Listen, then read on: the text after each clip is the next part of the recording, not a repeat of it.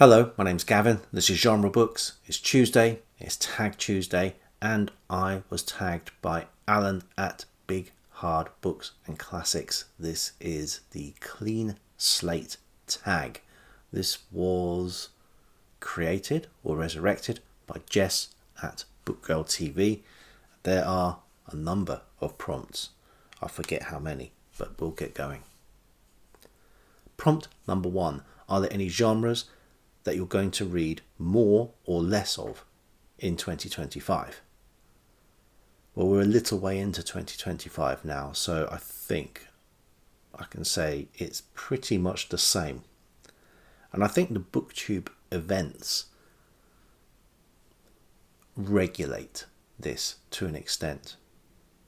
You choose your events, obviously, but dedicating a month where you are prioritising horror, westerns, adventure books, ghost stories, anything really does help.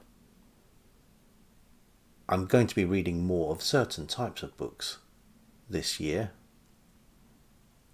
Lost Civilizations, Zane Grey, stuff that fits in with my own personal projects. But I don't think I'm making any huge changes. I'll still be spending a month reading a lot of Shakespeare. I'll still be spending a month reading a lot of Victorian literature. I quite like that arrangement. Prompt number 2. Are there any books you have read recently that changed or challenged some of your philosophies and beliefs? If you don't have any belief, nothing's going to change them. So that's my tip. But I don't think I have read any books recently that have challenged or reinforced philosophies. I mean, I've been reading an awful lot of fiction. And with the fiction and with the non-fiction, I'm reading what I want to read. Now, I don't know if that means I'm reading stuff that is going to reinforce ingrained philosophies or beliefs. I don't think it goes that deeply. I just read what I want to and keep an open mind. In a world where so many people have the wrong philosophy and belief, it's not the time to go changing yours if you believe it's correct. Prompt number 3. Who would you recommend for a newbie to watch? I think it depends on their taste. I think it would have to be an individually curated list depending on the reader, viewer. There are some booktubers who have such a wide reading remit that I would recommend them, and pretty much I would recommend anybody that I follow. Some, however, are a lot more niche, and it'd be silly to recommend someone who specialises in sword and sorcery to a reader of romance novels, and vice versa.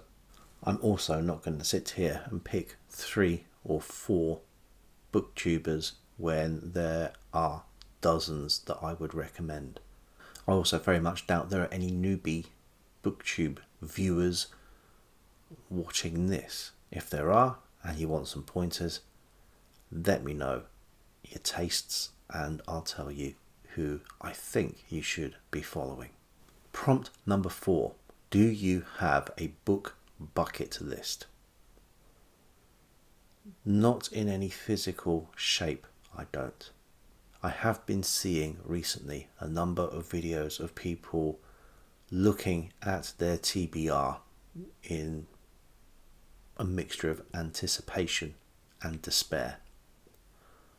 I am pretty sure my TBR is going to run into the thousands, and I am looking at maybe trying to put something in place, but all the time and effort I would spend on creating a list is time and effort that I could be spending reading a book.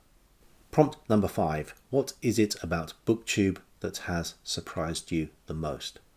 I think this is the depth and the breadth of Booktube, which I have found most surprising. If you are a complete novice to Booktube and just type Booktube into the YouTube search function, you are going to be given a set of channels which are very successful, very large, and all have their own communities. Scratch the surface, dig a little bit deeper, and you will find that there is an actual proper Booktube community, and a number of them, to be fair, which exist outside of this VIP lounge of massive channels. And it's here that you're going to find the interaction with the people who are putting the videos out. It's here that you're going to find the Booktube events to participate in, rather than a very sort of top-down didactic feeding of content.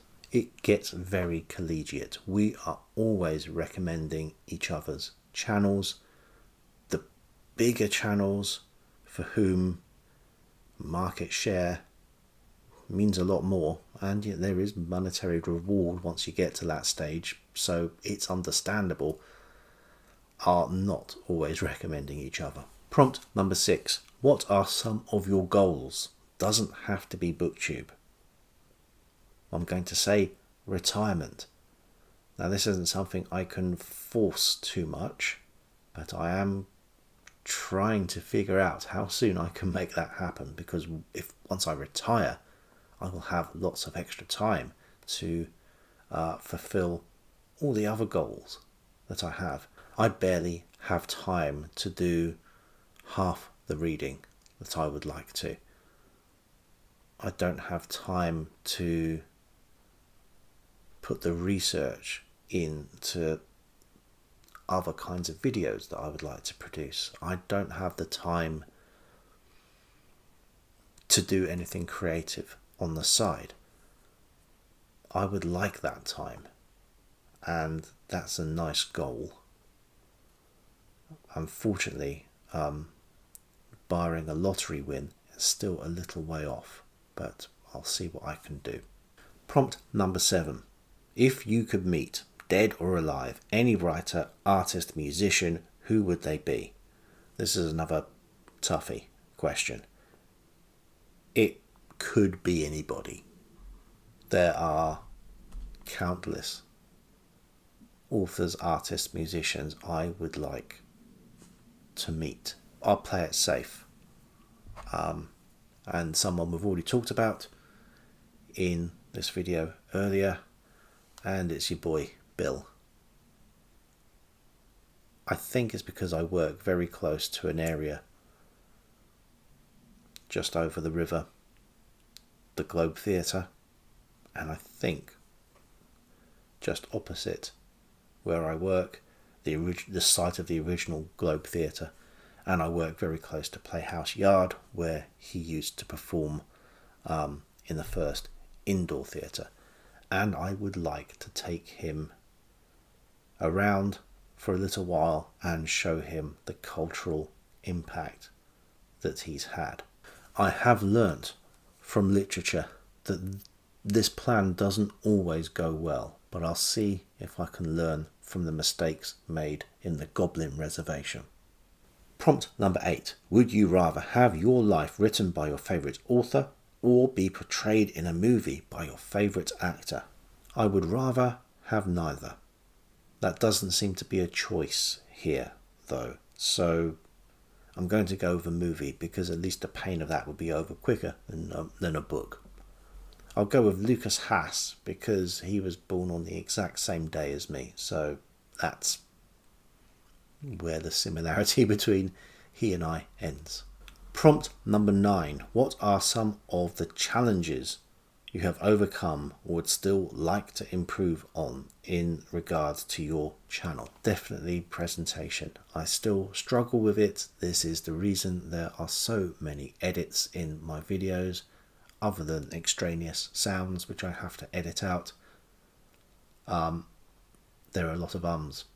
I need to get over to Ireland and kiss that Blarney Stone, because I am not blessed with a stream of consciousness that I can adequately express using my halting mouth.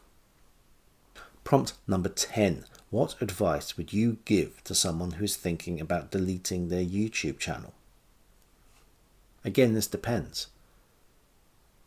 You wouldn't want to demand that someone keep their channel opening if it is really making them unhappy. It's a personal decision. I can understand why it doesn't work out for some people. However, now this prompt says YouTube. There are definitely some YouTube channels where if someone said, I would like to delete my channel, I would just wholeheartedly endorse it. Far less in the realm of Booktube, however. In all seriousness, I think if someone really was thinking about jacking it all in, I'd advise them just to take a break from it. This may end up with them never coming back, but it's not quite so final. Post a video, say you're taking a break.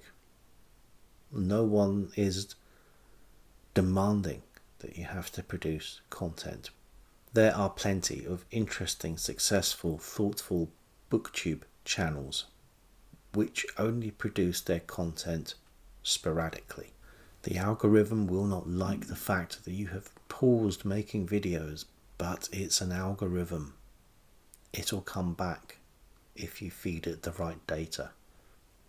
Deleting your channel has an air of finality to it. And if you're part of this Booktube community, people are going to want to look at your old videos. I have not seen all the videos of even my favourite Booktubers or the people whom I talk to the most, because there simply aren't enough hours in the day.